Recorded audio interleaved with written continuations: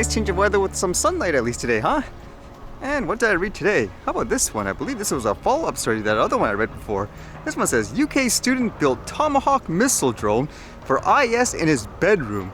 An explosive drone built for Islamic State using a 3D printer has been seen for the first time after a student was found guilty of engaging with terrorists. You can see the picture there. What would you think? It says, PhD student Mohamad Al Bared was handed a guilty verdict at Birmingham Crown Court on Thursday on a single count of engaging in conduct in preparation of terrorist acts to benefit a prescribed terrorist organization. He was remanded in custody and told he may face life term when he is sentenced on November 27th. That's a harsh term, huh? It says the mechanical engineer graduate used a 3D printer to make the unmanned aerial vehicle, which was capable of delivering a bomb or chemical weapon for ISIS terrorists at his Coventry home. And as expected, the person denies those claims at first, saying the 27-year-old denied being a supporter of IS or its aims, having told jurors that he had no plans to assist in it in any way and that he made a drone for his own research purposes. Al Bared was studying at Birmingham University and specialized in laser drilling, also claimed to have researched IS to argue against its aims, but prosecutors said it was clear from encrypted online chats and other digital material that he supported IS, intended to make a quote single-use video transmitting fixed-wing drone for terrorist purposes and to travel to Africa via Turkey. So with all that proof, I guess the other argument is if you're just making it for research and all that, then why do you need all of these explosive materials? Because it says Ms. Healy said, of the evidence found on the electronic device, which also included references to fuses, mechanical detonators, and an explosive head, he is literally reporting back to someone about what it is that he is doing. What drone for legitimate use needs an explosive head? What does need an explosive head is a drone that has been designed on a missile. So with all that, we'll find out, I guess, later on what his sentence is, but I guess, as they say, it could be, for example, life in prison per se. Would you believe that's the appropriate, I guess, sentencing based on all the, quote, I guess, evidence? And recently here in Canada, it seems like we've been having a lot of issues with other countries. How about this one now? You've heard of our issue with, I guess, India in terms of the government here accusing the government over there of being a part of an assassination. This one says cyber attacks hit military, parliament websites as India hacker group targets Canada. The federal government is coping with apparent cyber attacks this week as a hacker group in India claims it has sowed chaos in Ottawa. The Canadian Armed Forces says its website became unavailable to mobile users midday Wednesday, but was fixed within a few hours. Now, how do they know it's, for example, a group in India or something like that? It says here a hacking group named Cyberforce claimed responsibility for the incidents involving the military and Elections Canada and appeared to have managed to infiltrate a handful of websites owned by Small Businesses Canada.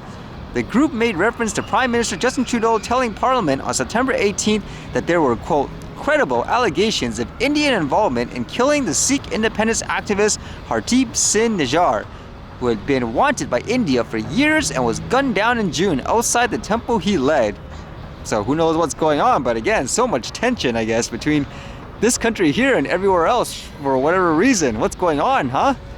And then I read this, which was really fascinating, as you've often heard of stories of people trolling, saying negative things about other people because they are anonymous, so there's no repercussions. But how about this one, when they actually catch who it is, and it's actually, let's just say, someone of an important figure within the quote community. It says, New Westminster BC school trustee behind Twitter trolling account resigns.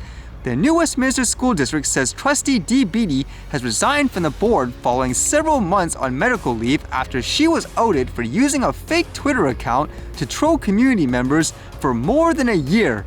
She let us know that she has moved out of New Westminster and will be focusing on her retirement and health.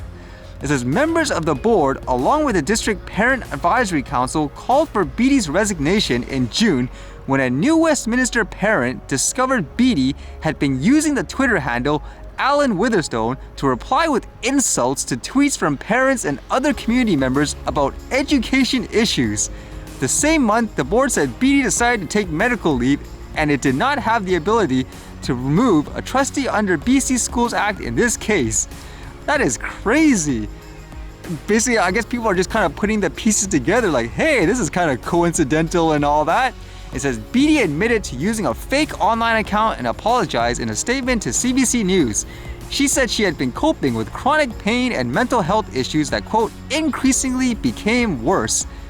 Would you think that's a valid excuse? Someone says it's a mental health issue when they're going behind like these anonymous alias, faking it, but they're attacking people, because you could argue you're hurting people psychologically and stuff too. So I don't know if that's an excuse.